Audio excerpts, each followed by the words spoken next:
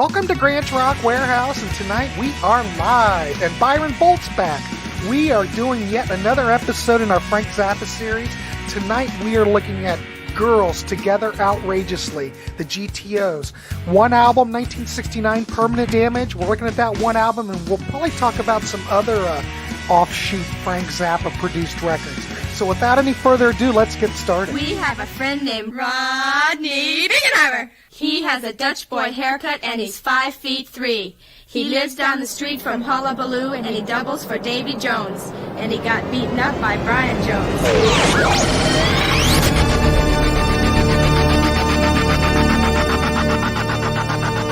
Crank up those headphones. It's time for Grant's Rock Warehouse. Did we get any more over the top than that? Awesome, man. Come on. I feel like we're like at a wrestling match or something. It's insane, man. It's just nuts what's happening on this channel. That opener, the voiceovers, how we had the GTOs.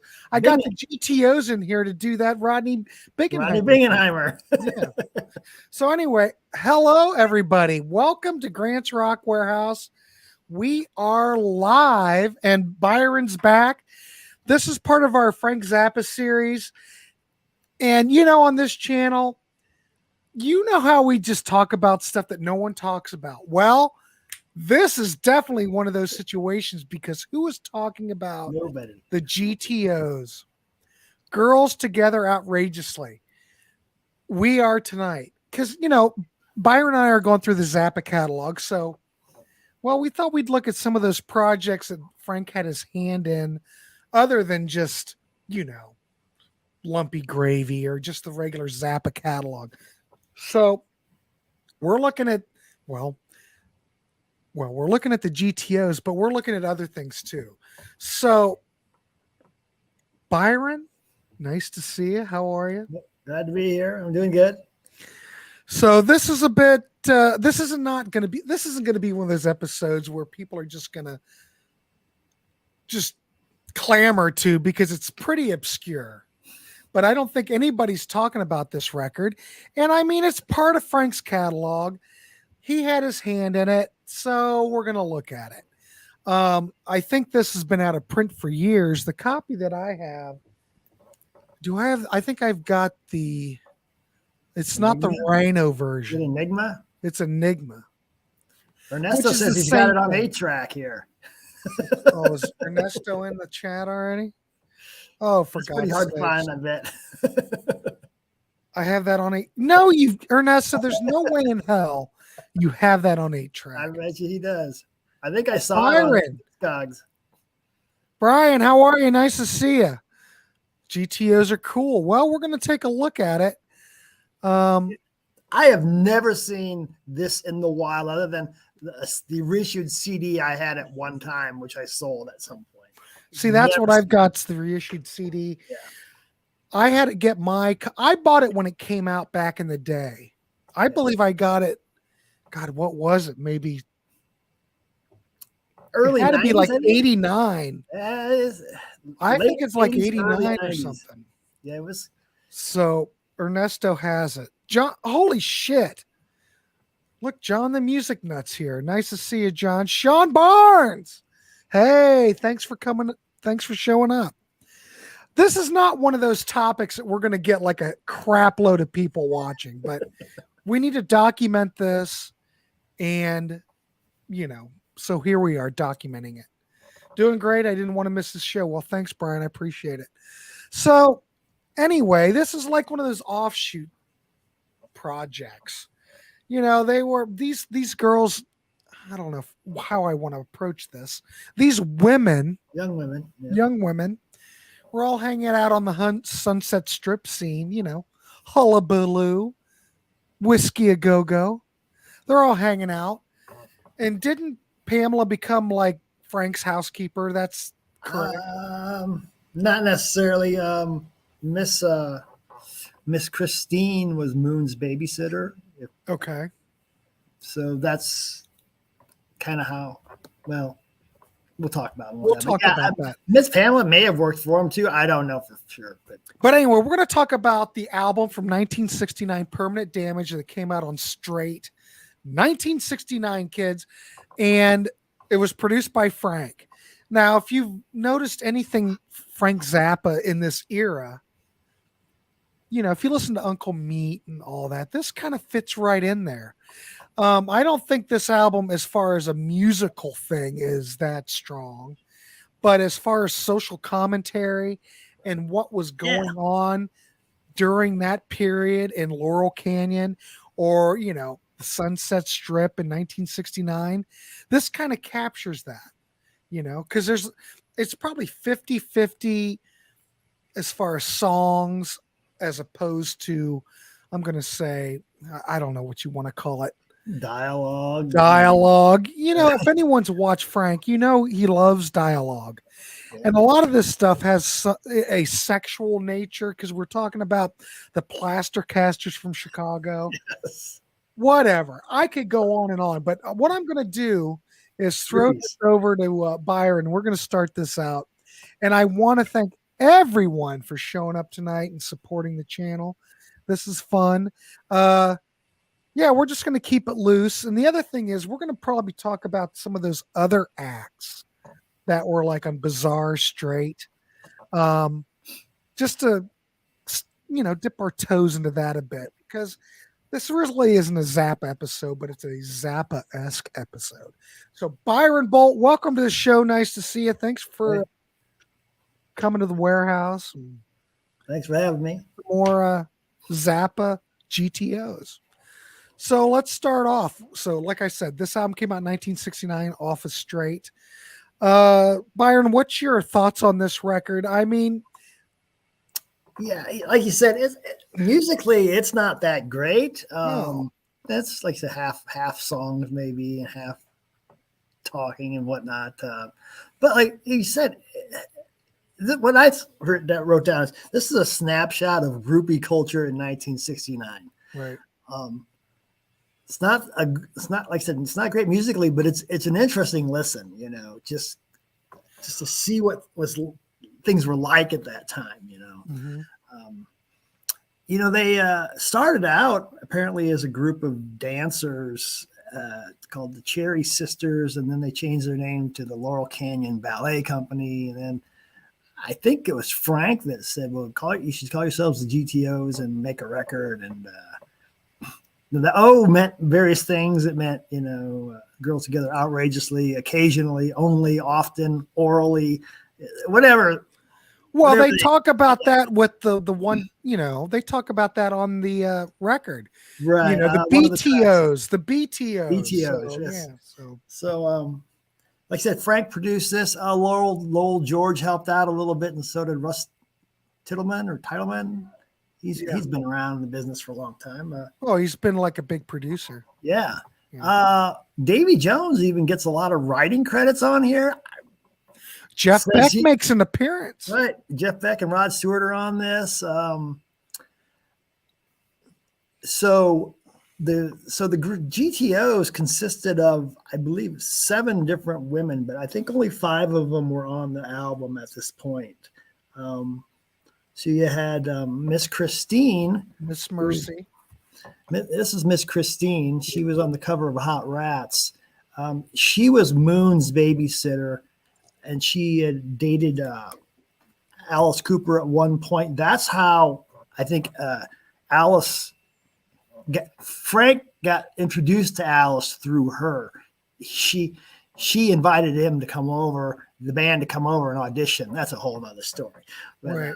And she also, I guess, dated Todd Rundgren at one point. She died in 1972 in a house that was rented by Jonathan Richman of the Modern Lovers, which I'm not really familiar with them. Go ahead. Okay, so if you look at the Todd Rundgren album Runt, she's pictured in the inner sleeve holding a puppet. Let me pull that out real quick since we're discussing it. So he must have been dating her around that time. So what? Runt came out, 71? 70? God, when did Runt come out? Early 71? See, mine's not the gatefold, the first one. No, the inner sleeve. Oh, I'm sorry. Yeah. Is there an inner sleeve in there? It might be generic on this one. It's generic. Oh, well, I don't have it. Okay. Hey, fine.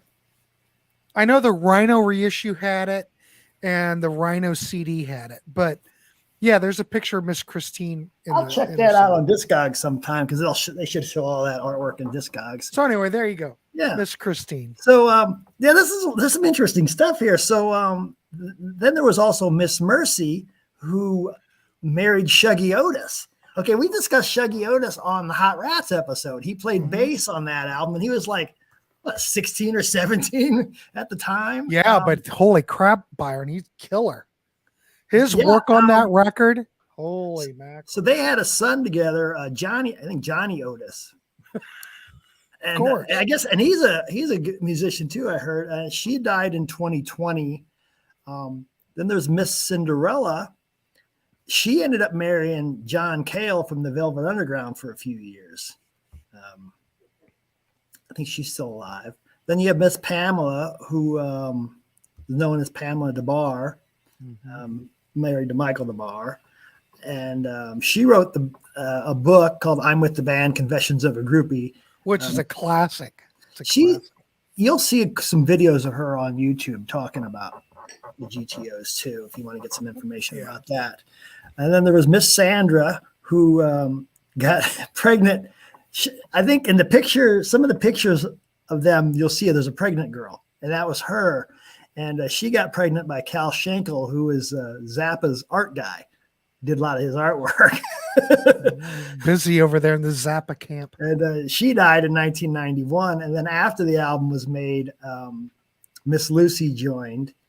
Miss Lucy was in the 200 Motels movie, if you've ever seen that. She's the dark-haired gal. There's some scenes with her and this other woman in the hotel room. Anyway, she was also, I think, in the Uncle Meat movie. And then finally, there's Miss Sparky. And I don't have a whole lot to say about her, but I read that she actually sang backing vocals on Disco Boy on the Zoot Allures album. I don't know why that is, how that happened, but that was like another 5-6 years later. So, well, she evidently was in the Zappa camp for a while. Yeah. So, you had mentioned, some of the people on the album, you've got Jeff Beck. Yep. Lowell George and Ry Cooder. Lowell George was also a producer on this record. Did I write that? Yeah, yep. He and Russ Titleman. Then you got Roy Estrada on bass from the Mothers. Craig Dorge, I don't know that name really. Ian Underwood and Nicky Hopkins on keyboards. Don Preston on synths. Jimmy Carl Black on drums, the Indian of the group. Frank played some tambourine. Rod Stewart does some vocals on here. And one of the Plaster Casters makes some guest appearances on here too. Well, there's like phone conversation with Miss Christine and then Miss Pamela, right? Mm-hmm. So that's everybody that's on the record. So next, I guess we could probably go over some of the songs on here. I mean, yeah, go ahead. Yeah. Start us off, Byron. So the first track on here is the Eureka Springs Garbage Lady. Kind of a slow piano track. Okay. Oh, I had a note here I should have gone over. I skipped some notes. I wanted to kind of discuss something. Okay. Oh, go ahead. Go ahead. We're good.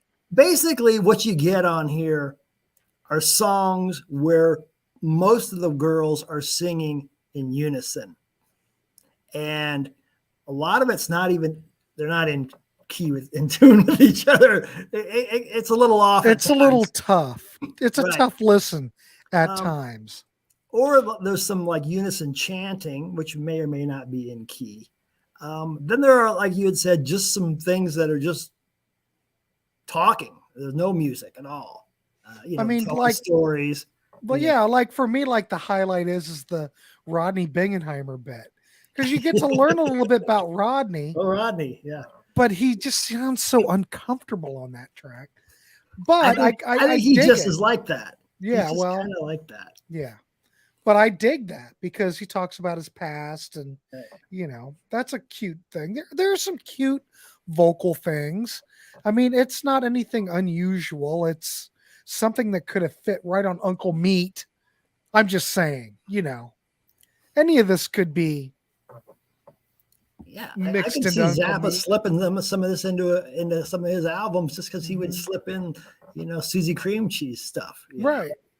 So anyway, like I said, okay, so Eureka Springs Garbage Lady, the first track on here, it just kind of starts with the slow piano and the off-key vocals, and then it breaks into Jeff Beck playing all these guitar licks, and the pace starts picking up.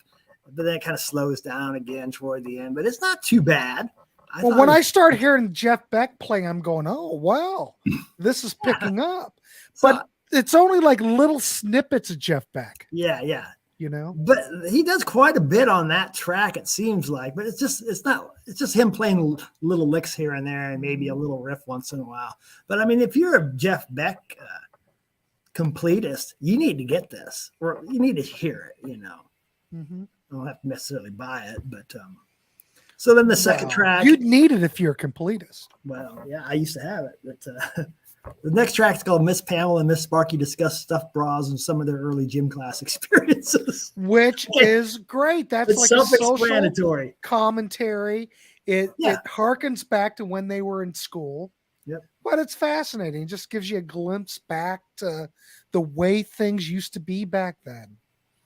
Yeah, it's just like a couple high school girls gossiping and talking about school, There's a real short thing after that called Who's Gym Socks, which is them in unison talking about their gym class in high school and their lesbian gym teacher checking them out and stuff. So then we go to the fourth track, Kansas and the BTOs. Okay, so this is the girls are talking about boys, the BTOs, and there's a guy named Kansas talking about how he's from Kansas. This Kansas guy, his name was Billy Porter, and he was a roadie for the Mothers back in the day. He shows up in some other Zappa albums, I think like maybe Playground Psychotics or something like that. I know I've seen him in something by Zappa, but I can't remember off the top of my head. The next track, we got Captain's Fat Teresa Shoes. I like this song. Yeah, I do too. It's real. It's a happy song. And it's in a major key, da da da da da da da da, and it's real happy. And it's about Captain Beefheart and his shoes. It doesn't really make a whole lot of sense, but it's pretty. You can really kind of tap your toe to it, and it's pretty good. But Byron, the GTOs don't make a lot of sense at all. So. No. There's nothing deep or philosophical about this album. No. Like the next track, wouldn't it be sad if there were no cones? Okay, well then this is them they're unison talking, and it sounds like they're talking about certain black guys that they would come across like at the whiskey or whatever, and these guys would be hitting on them and speaking kind of jive to them or something. Right, that's exactly what it is. But they call them cones, which I didn't quite understand. I thought didn't they make reference to what their hairstyles were? It was that or maybe the way they were dressed. I can't remember. I think it's a hairstyle I'm thing, not a big lyrics guy, but I'm listening. I'm listening to this thing. It puts you back. Yeah. It's like a time machine. Right, yes. Transplants you back to a different time. I wasn't hanging out. I was like a child. I wasn't hanging out at the Sunset Strip, so I missed all that whole hippiedom. Though 1969 was pretty late for that whole hippie thing, but yeah, I'm sure it was still straggling around. Next track is really good, I think. Do Me In Once and I'll Be Sad. Do Me In Twice and I'll Know Better. Circular Circulation. It's like a country song, and Miss Sandra sings it. It's pretty catchy. One of the better things on here, I think. Moke Monster Reviews next, and that's just them talking about weird guys. They offer them car rides for sexual favors. Yeah, it's fascinating. I'll give you that. It's like, wow, there are people like this, Mm-hmm. But just show me your legs. Yeah, that's all I need. That's all I need. $10 it was LA in the late 60s. Come on. Yeah, like $10 to eat it. Mm-hmm. I'll give you $5 to look at your legs. But they blew him off. They went, no. Well, They thought it was gross. Next track, TV Lives. It's just this real short, dissonant thing. Kind of reminds you a little bit of Zappa. And the vocals were way out of key again. Then we get to Rodney Bingenheimer, which is one of the highlights of the album. It's pretty long too, and Rodney's just kind of telling his life story. And if you don't know who Rodney is, you got to look him up. He's sort of a LA legend, I think, these days. He owned a club after this for a long time, and he's a radio disc jockey guy. Well, now I think he's on Sirius XM hosting. I think you're right. Yeah, he used to get a lot of women too, according to him. Because he would attach himself to these famous musicians and kind of get their sloppy seconds, or he'd say, I can get you laid by Brian Jones if you sleep with me first, kind of stuff. Yeah, but he kind of Sonny and Cher latched onto him. Right. And that's where he got started, basically. That's where he got started. And then he built, well, like he said, he built his Davy legend Jones from there, huh? He was Davy Jones's double too, right? Yeah, I've seen that. You ever seen that Monkeys episode where he's in it? No, you're the bigger Monkeys fan than I am, though. I think it's the one. It's called Prince and the Pauper. Is the episode? It might be season. Might be season 2. No, it might be season 1. I think that's what it's called, Prince and the Pauper, and he's Rodney's in there. His stunt double. Yeah, it's true. Yeah. I think it was in the song, this track, where he's talking about how he got his picture taken with George Harrison and Tiger Beat or something, and he was getting chicks left and right after that, he said. So yeah, he was at KROQ. So anyway, go ahead. So anyway, then the next track is not too bad. I have a paintbrush in my hand to color a triangle. It's kind of a bluesy rocker that Miss Mercy sings, and it reminds me a little bit of Grace Slick at times. Not as good, but her voice kind of reminds me of that. You get some slide guitar, I think, by Ry Cooder on that track as well. Let's see. Okay, then we go to Miss Christine's first convo with the Plaster Casters. Okay, if you don't know the Plaster Casters, you need to Google that and find out what that was. Yeah, I don't think we have to say a whole lot about it, though. Gene Simmons wrote a song about the Plaster Casters. That's true. On true. Love Gun, Plaster Caster is about the Plaster Casters. Yeah, they would make plaster casts of various famous musicians. Right. A certain part of their body. That's all we'll go into. And what I understand that when they cast Jimi Hendrix, they had to get more plaster. They had he started having sex with the plaster and he ruined that first mold. So they had to do it again. So anyway, look up the Plaster Casters, guys, girls, whoever's watching. Then we go to the original GTOs, which when I listen to this, it's not very long. It reminds me of Lumpy Gravy and the Piano People.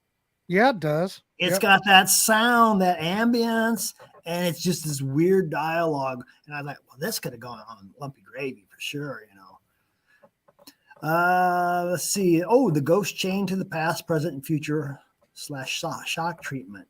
Okay, this one's pretty good. It's got a lot of harpsichord and chants at the beginning. But then Beck starts playing, Jeff Beck. And it's mostly he's just kind of doing these riffs. And then Rod Stewart comes in and he's doing this. He starts singing like, "Let me go, please let me go." Real, I don't know how you would describe that. How would you describe that, Grant? It's kind of soulful. Wait a minute. I have to address Dan first.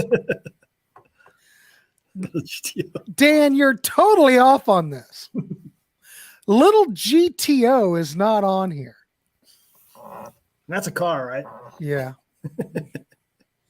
But I appreciate it. I haven't listened to this album since forever. Yeah. Annie, she's got it then. She's heard it. Yeah. Oh, she's a big fan. Right. But it's think about it. It stands the test of time. No one talks about it. It's a forgotten record. It's just a one and done. It's a one and done. Oops, Dan. It's okay, Dan. I won't hold that against you. It's okay. So anyway, you had a question for me. Sorry. Oh, it's Rod singing on there. It's kind of. I can't really make him out. Oh, that's definitely Rod. Let me go, please. Let me go. Yeah, that's Rod. Whatever. Yeah.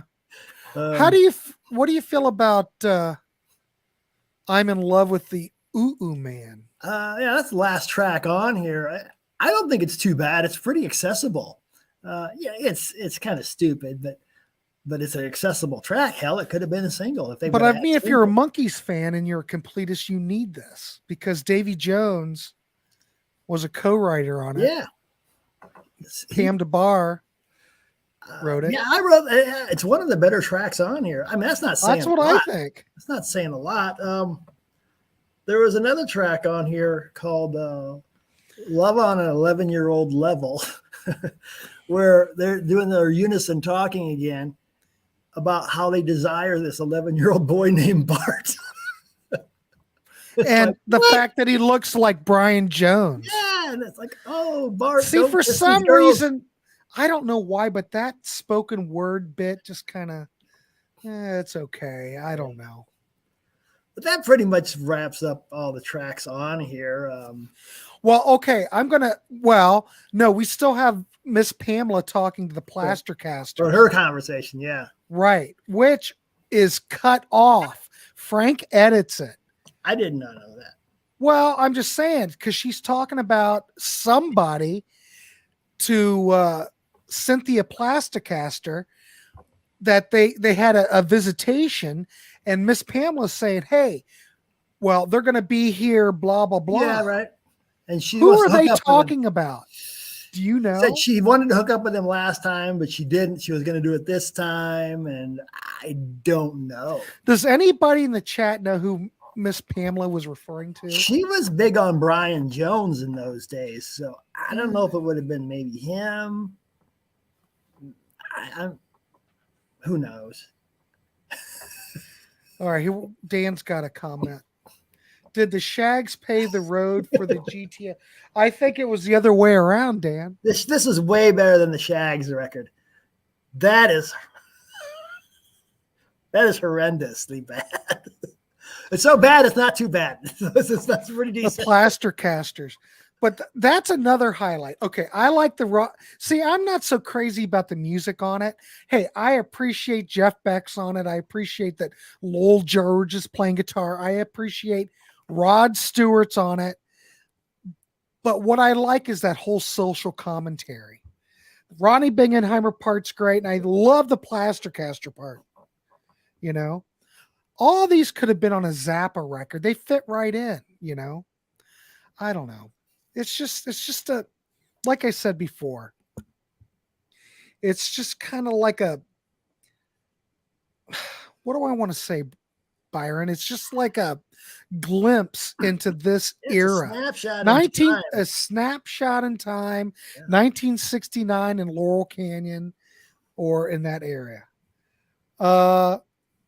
Yeah, we did. Yeah, we mentioned Gene already, Dan. Because you got to go to Love Gun, 1978. I'd forgot about that, yeah. Or is that 77? Love Gun? I think that's 77. 77. Frank recorded everything. He did record an awful lot.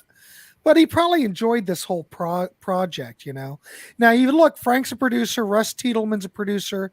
Lowell George is a producer. But I don't know how they split up the producer duties on here. I don't know. Yeah, Frank probably had a lot going on, and he did what he probably could, and then at times said, "Here, finish this up for me," or I do want to mention there is a review on All Music Guide, and they give this record a 4.5 out of 5. Wow. The user rating for this is a 4 out of 5. So. And I think a lot of people mention that it is very much a social commentary, more than a musical record. But it's well received, and it's still well received. And I would have to agree that it's probably something. If you're a Zappa completist, I don't think this will ever be released again. But I think you at least should hear it. If you're a fan of LA in the 60s or just what was going on in the counterculture during that period, I think this is probably a good listen and insight to that, you know? I mean, but really, is their album, is it a good record? Well, you know, hey, if you enjoy listening to it, then it's good. That's well, all. me, I'm good if I listen to it once. It's enjoyable to hear it, just like you said, just because of the commentary. I just think it's novelty funny. record, you know. It's a not kinda, but I'm just surprised that. Yeah, that's the one that's what yeah, Ernesto, 89. That's the one I've got.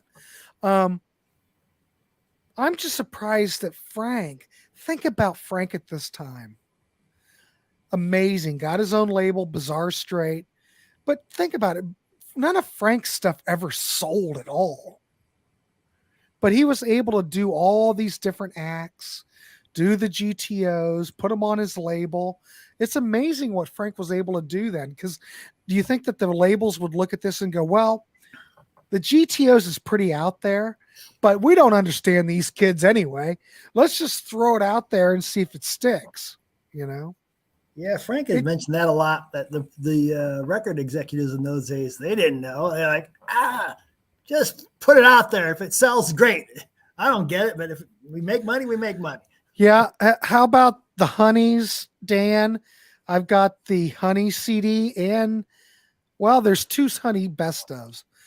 I had the Spring CD, which is phenomenal. Of course, you know, if you think now we're going on a tangent. I've never heard of it.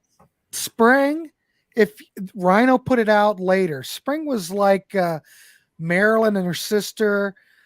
Brian Wilson produced it. It's very, if you like Smile, you like that type of production, it's Brian really doing that authentic old type Beach Boy production. Yeah, look for Spring. It's not cheap. Rhino put it out, but you also got to look for the Honey CD. But yeah, Dan, I'm all over it. Shit, it's Grant's Rock Warehouse. There's a lot back here in the warehouse. Frank was busy. Yep. When I was in high school, there was a Frank Zappa club. Byron, did you have a Frank Zappa club in high school? No, although, you know, people knew Zappa well, you and I are about the same age, when people knew Zappa back then, you know. He was fairly popular. Well, no one cares now. But yeah. But Annie T, I'm going to throw that out to her. She's heard the record. She might not have heard it lately. I don't know. She sounds like a big fan. Annie, what's your thoughts on this whole record? I mean, you have to take it tongue in cheek. I mean, none of these women could really sing. But if you dig Pam DeBar's book and stuff, it's kind of like it's really a must listen. That's what I'm trying to say, you know. It was fun back in the day. It's a fun record. What would I rate it though? What would you rate it? I didn't even think about that. Out of a 10, musically, I'd give it about a 4. Social commentary, I might give it an 8 or a 9 on that. So let's give it a 6.5. 6.5. Well, All Music's giving it a 4.5 out of 5. That's crazy. I can't go that high. All right, Dan's got the original Spring record. It is phenomenal with all the talent involved. Yeah, all I can say, if you're a Brian Wilson fan, okay. We love Smile. We love Pet Sounds. And we know that Brian kind of stepped down a bit with, you know, Wild Honey and Friends and stuff. It's not that full-blown wall of sound type of thing, Phil Spector thing that Brian liked. But the Spring record, see, look, Dan's got me all worked up on another tangent. The Spring record is much closer to what Brian did with Pet Sounds and Smile than maybe Wild Honey or Friends. Dan, would you agree with that? It's Brian in full. It's Brian in full Brian mode. You know, Dan gives us a record of 5. Yeah. Brian does. Yeah. Annie T, the GTOs were a group of groupies. Well, good point. These were like the original groupies back in the day. Just a good time. And Frank captured it. Now, if we look at this as social commentary or whatever, I think Frank did a wonderful job capturing what the GTOs were about. I'm leaving it at that. Byron? Yeah, it's not a brilliant record, but it's fun, you know? All right. Yeah, Brian Wilson. Yep, that's right. So let's go so on anyway, I stuff. would give this Oh, go ahead, yeah. Out of 10, I would probably give it. Oh, here we go. That's right, Grant. And the production quality is sort of leaning towards Holland and Surf's Up.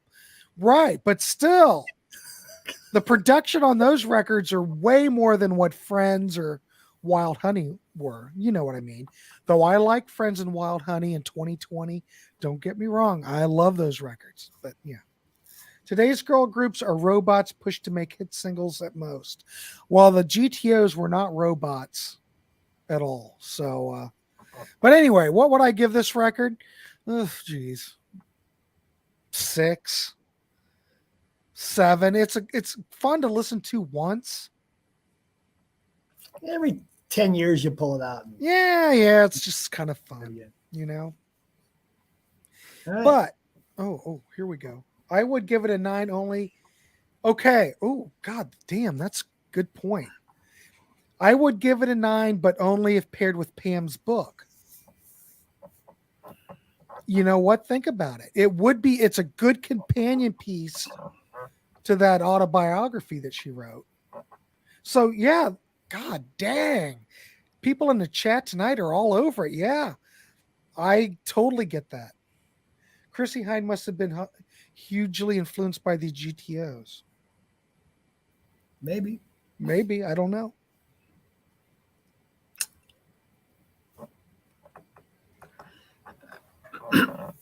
Mark Lyons, holy crap, look, there he is. Hey Mark, welcome aboard. Nice to see you. All right. So they both go together. I agree. All right, general consensus.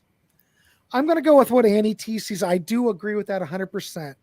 If you like Pamela DeBar, you've read her book, this closely aligns with what's in that book. So if you're fascinated with that era, that whole groupie lifestyle, this kind of sums it up. And I don't know where else you could get. Well, this is the only documentation of the GTOs there is out there, you know, on a recorded music or a recorded archive. So yeah, I totally give it. I would give it a 9 based on that. Yes. I was taught well. There you go. Were the GTOs like Russ Meyer's Girls of Rock and Roll? Well, I don't think that these. Okay, Russ Meyer. You know, everybody's hanging out. It is really exploits sex and all that. The GTOs kind of look kind of gypsy-like, vagabond. They look like hippies. They weren't really oozing sex or anything or trying to sell anything like that. Yeah, they were groupies, but it's not like a Russ Meyer movie or anything like that.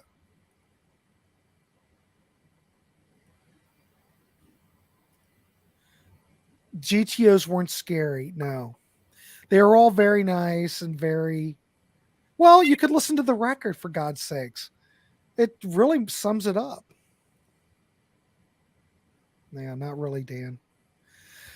But anyway, there you go. So what did I? Well, I guess I'd give it a 9 because it is. You were. I'm going to give it a 9. No, because Anne had a good. She had a good point. You pair it up with her book, it totally makes sense. And it goes hand in hand. If you're reading their book, you need this record. All right. I totally get it. Fanny was a great band. Well, yeah, but no one knows them anymore. You know? So anyway, since we're here, so what's your final number, Byron? 6.5. 6.5. I'm going to go with a 9. What the hell? Oh, okay. I haven't read the book, so there you go. Okay. Well, you need to read the book. Okay. I'll have to check that out. All right. So we're going to touch on a couple of things. Byron, since I know we can't cover like an hour. Well, we've went 40 minutes. Yeah, this will only take us 10, 15 minutes maybe. Yeah, we just want to touch base on a couple of other releases that are Frank Zappa related. Frank had his hand in them. Either he produced them or someone in his camp produced them. Yeah. But, we're just going to touch on those. Go ahead, Byron. Yeah. So I'm not going to talk about like Alice Cooper because everybody knows about that. Right. But so, yeah, Frank started 2 labels at the same time, Bizarre and Straight. The GTOs album was on Straight, which we've discussed. I'll start with the Bizarre side because that's on my notes. One of the artists on Bizarre was Sandy Hurwitz. She was a young gal who her album came out in '68. It's called Sandy's Album Is Here at Last. She actually performed with the Mothers in New York in '67 for a while, probably at the Garrick Theater shows. And Frank was sort of dating her for a while, it sounds like, until he found out Gail was pregnant back in California. So Sandy basically said, you should just go back and marry her. So he apparently did, and but her album eventually came out and didn't really do anything like most of these, but she later ended up marrying a guy. I don't remember his name, but anyway, his last name was Mohawk. That was his stage name or whatever. But she became Esra Mohawk, and she's done a lot of albums. And one of them I think her second album, Rolling Stone said is one of the 25 greatest albums ever made. I've not heard it. Rolling Stone magazine? Yeah, in their top 500 list. I think it was made number 25. Have you heard that? No, never heard it. So something to look into. Like I said, she wrote many albums, but she also did a couple tracks, at least for Schoolhouse Rock. There's a Grant's Warehouse episode on Schoolhouse Rock, which if you ever want to go down in the links, watch that, go search for it. And so she wrote Interjections and Sufferin' Till Suffrage. Interjections is one of my favorite songs from that. And she also wrote Change of Heart, which was somewhat of a hit for Cyndi Lauper. And she wrote a song called Stronger Than the Wind that Tina Turner covered. So she's had some. She's prolific. Yeah. So, go check out your Schoolhouse Rock and her second album, I think it was. I think it was the album right after this. Well, based on what you discussed, I really want to hear that first album. Actually, is this her first or her second album? This is the first one. Okay, because it was, I believe, the album after this, which was the one that Rolling Stone loved. Right. So, Lenny Bruce did an album on Bizarre, but we won't really go into that. Famous comedian. The next one we'll talk about, though, is Wild Man Fisher, An Evening with Wild Man Fisher. This came out in '68, was a 2-record set. Shockingly, they did this as 2 records. I don't know why, because this is not that good. I mean, like you were saying with the GTOs, though, this is kind of a commentary on his life as kind of this homeless street performer on, he was Hollywood nuts. Boulevard or whatever it's in that time frame. Wasn't he schizophrenic? He had mental issues, He was right? paranoid, schizophrenic, bipolar. He was in and out of mental institutions many times. I mean, okay, one of the songs on his album, it's called The Wild Man Fisher Story, and he's like, in 1962, I was sent to the mental institution, and it's a story of his life. And he was freaking crazy. Yeah. And so the album really didn't do much. It's understandable. Well, none of these albums did anything Right. other than Alice Cooper.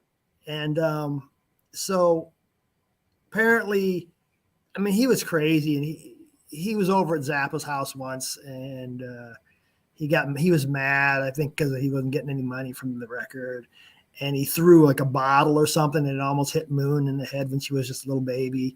So they basically banished him from coming over, and then they would never re-release this album, and until Gail died, then someone finally was able to re-release it. Probably Ahmet. Ahmet probably put it out. Yeah, he probably sold the rights because I don't think it came out on the Zappa label. But yeah, he ended up though. He had a contract with Rhino, so he did a few albums with Rhino in I think the late 70s, early 80s, and he was back when this album first came out. He was on Laugh-In, I remember.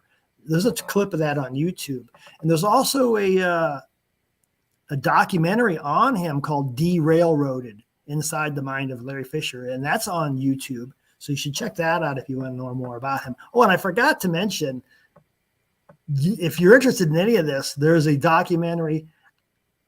It's on, I think I've seen it on Prime, and it's on YouTube, but I think it's bits and pieces. You have to watch all the different parts.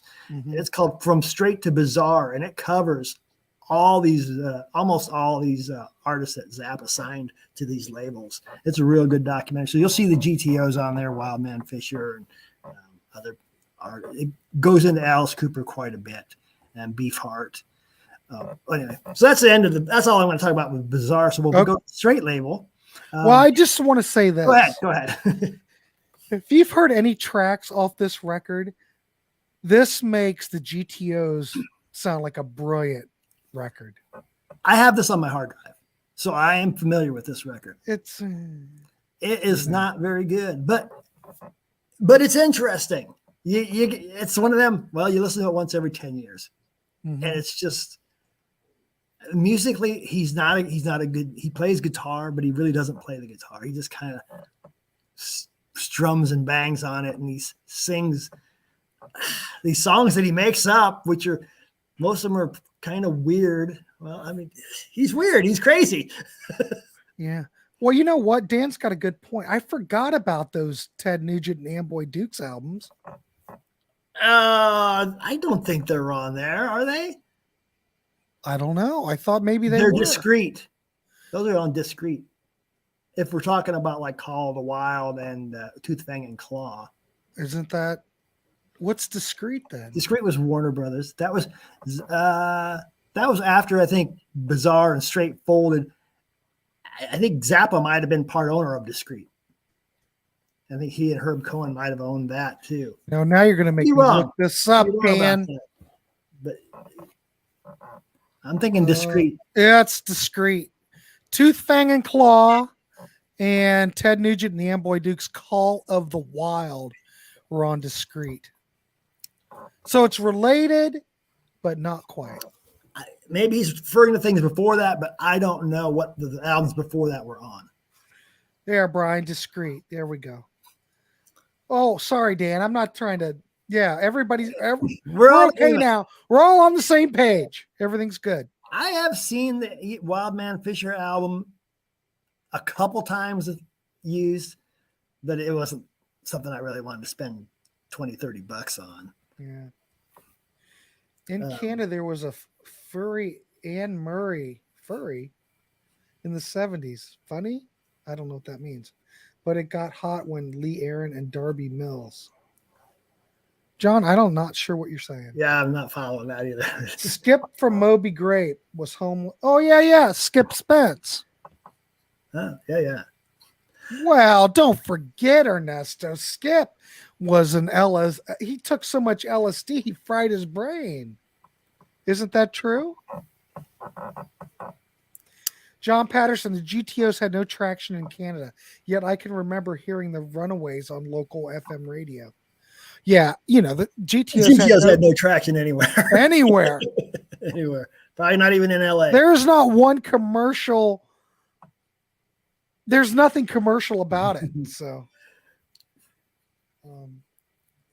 anyway, go ahead. Sorry. All right. So let's switch over to the straight label for a minute. Like I said, Beefheart, Captain Beefheart was on there. He did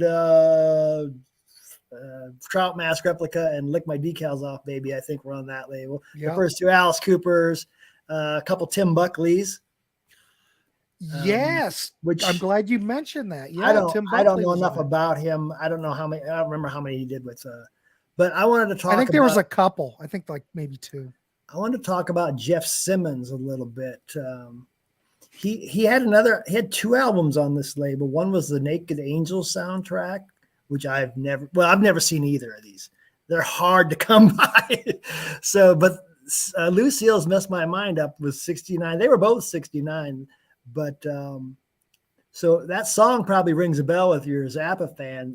Frank wrote the title track, and he redid it on Joe's Garage Part 1. But Frank plays the guitar solo on this album, on that track, and also Wonderful Wino's on here, which Zappa co-wrote with Jeff, and Frank re-recorded that on the Zoo de Lures. Jeff is famous for then joining the Zappa, the Mothers, after this, around 70, the beginning of the Flo and Eddie era. And he quit during the filming of 200 Motels. So he's not in that movie really, but there's Martin Lickert was Ringo's chauffeur back at the time. He ended up replacing Jeff at the last minute. And I think they actually talk about Jeff quitting the band in the movie. So he's got some good folklore in the Zappa, tree as far as quitting the band in the middle of making the movie. But I actually think this is a really good album. This may want to be the best things that came out on these labels in that time period. It's pretty good. Well, I was just looking Jeff Simmons up because I wasn't familiar with it. And there was a comp that came out in 2007, Jeff Simmons' Straight Years. And it's got Lucille's Messed My Mind Up and the original soundtrack from Naked Angels. So it's both albums on one disc? Yeah, it came out 2007 on World in Sound. Yeah. I'm not sure with that label, but there was a version that came out in Germany and a version that came out in Japan. Yeah, I'd seen that. I was kind of digging through Discogs, and I saw that you could get Lucille's Messed My Mind Up on that World in Sound, but I didn't notice that it was both albums combined, which just makes it an even better deal. So, yeah. I wonder how it sounds.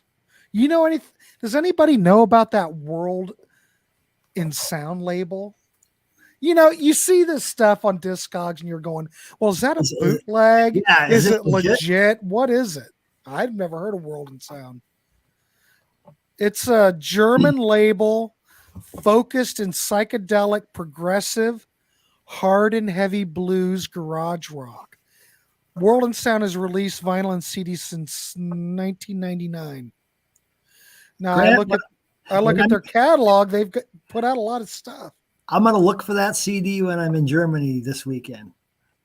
If I find a copy, I'll let you know. We won't have to find a copy of it. Well, you never know. I won't have to pay shipping if I pick it up there. But the label put out a lot of stuff. I will leave it at that. So I don't know. Maybe it was licensed because we're talking 2007. 2012 is when all the Zappa reissues came out. So I don't know. Is this a needle drop? I don't know. Okay, the last makes me leery to buy it. The last one I'm going to talk about is the Persuasions, which were a doo-wop a cappella band that Frank signed. Their album A Cappella, it came out in 70. Interestingly, that when the Mothers played Carnegie Hall in 1971, they were the opening act. So there's like a 3-disc set of that show where the Persuasions they're actually on the CD as the opening act, but I think there's a 2-disc version where they aren't on it as well. So if you want the version with them, you need to get the 3-disc set. They also did this album much later. I don't remember. This was Yeah, I've like seen that. 2000, I think. And this is a bunch of Zappa covers. And they also were on this, Zappa's Universe. I don't know if anybody's seen that before. I have not You seen can probably that. see it on YouTube now. It's probably on there. It's a good show. It was shortly before Frank died. They did that as a tribute to him. I don't know that he was there, though. I think he was too sick to go. But yeah, so yeah, Persuasions are pretty good if you like that style of music. But I've never heard this a cappella album. I'll have to check that out sometime. I've seen it. I've seen it, Byron. I saw it in picked it the. up. I saw it in the wild. Well, I was just looking up. I'm not. I don't want to go backwards, but well, we're going to go backwards. You mentioned how Jess Simmons, that you actually said, well, that's actually pretty good. I did a look up at a review on here on All Music just to. They give that record. Lucille has messed my mind up. They give that record a 4-star review, and Naked Angels they give 3.5. Yeah, I've not heard the Naked Angels, but the Lucille album is pretty darn good. Okay, So, well there you go. Maybe you'll never see it used, well, unless you find that CD. well, you can probably find it on Discogs. I'm That just vinyl's saying going for like $100 or more, I think, in most cases. this is the only reason this channel exists is maybe turn you on to something that you may never ever would come in contact with. So you can go out and do your own archaeological find. So anyway, go ahead. Yeah, the Fine. one last thing, and once again, I used to own this, and I don't own it anymore. It was an album that came out on Bizarre, which was owned by Warner Brothers. But Warner Brothers was big on Lost Leader albums in the late 60s, early 70s, and it was an album called Zapped. And it there was a couple covers. One was just a picture of Frank. It was this black and white picture. Then there was another cover that had like a collage of all the artists on the album. But it was all the artists on these two labels, well, not all, but a lot of them. And it was just basically different songs from the different albums. So that's kind of a cool album if you want to hear of, a selection of all these artists. I used to have it, but sold it many years ago. Well, I'm going to throw it up here real quick. Through the magic of the computer, the things we can do. I have seen it before. I have not. I had the collage cover when I owned it, which is a little harder to find, I think. All right. This is the regular cover. I'm going to throw it up real quick so everybody can see it. So here we go. Yep. Yeah, here it is. That's the first one. But there you go. That's it. I've not seen the collage cover. Yeah, you don't see that one as often. You don't see either of them anymore, though, really. But I sold so much stuff. Here's the shot of the Bizarre label for anybody who's interested off the Zapped record. So yeah, I always liked the Bizarre label. Always like the blue with the green offset. Yep. See, so right here we got Alice Cooper, Captain Beefheart, Tim Buckley, Wildman Fisher, Tim Dane. I'm not sure who Tim Dane is. Lord Buckley. So there you Lord go. Buckley. It's a sampling of all these different artists that came out. So this was the inner sleeve for the Bizarre records, and it had the Congress shall pass no law statement that Zappa you'd like to use on a lot of his albums. And then on the back, it was a similar picture. This is where you could order the Zapped record on this order form here. So, yeah, they all pretty much had this inner sleeve back in the day. Mm-hmm. And so there's this. Oh, there you go. Perfect. This is the Mothers at the Fillmore East album.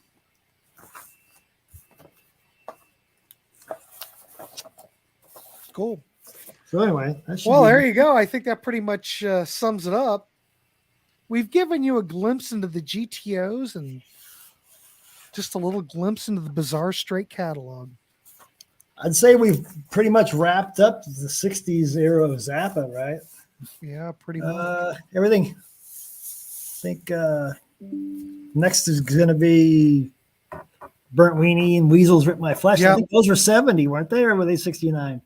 I I can't remember. I thought those are still, well, they might be 70. I'll let you know here in a second. If we only had a way to look it up. I'm looking.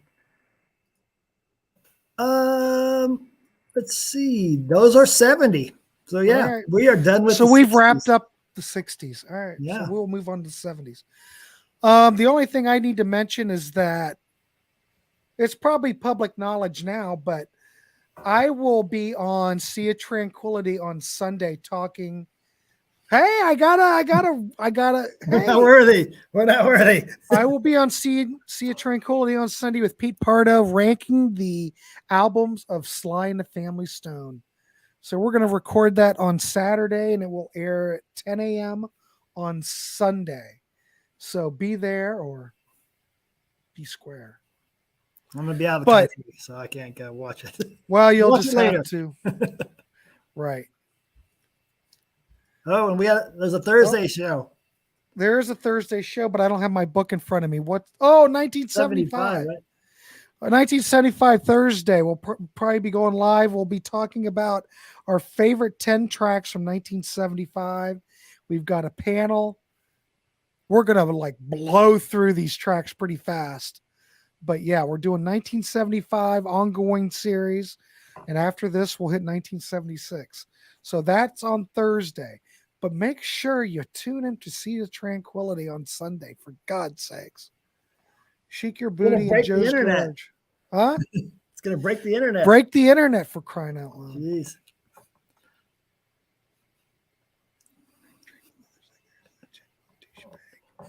Oh, Okay. all right, John. All right.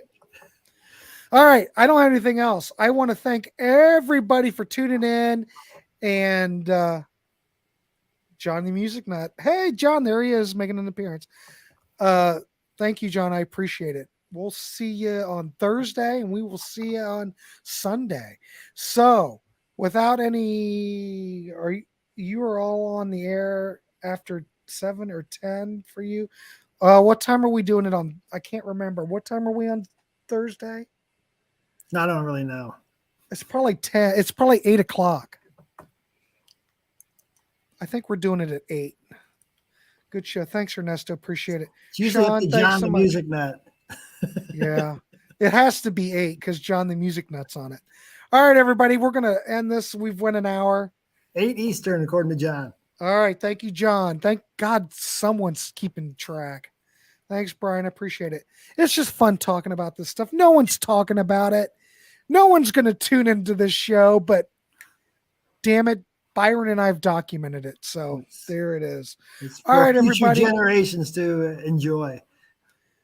Oh, thanks. Appreciate it, John. All right, everybody. Thanks for tuning in. We will see you on the next one. Please tune in on Sunday, 10 o'clock. Sea of Tranquility, Sly and the Family Stone. Give me some love, for God's sakes. It's fine. Do what you do. All right, Byron, thank you so much. Thank you, everybody. We will see you on the next one. And please like, subscribe, do all whatever you do. All right, good night, everybody.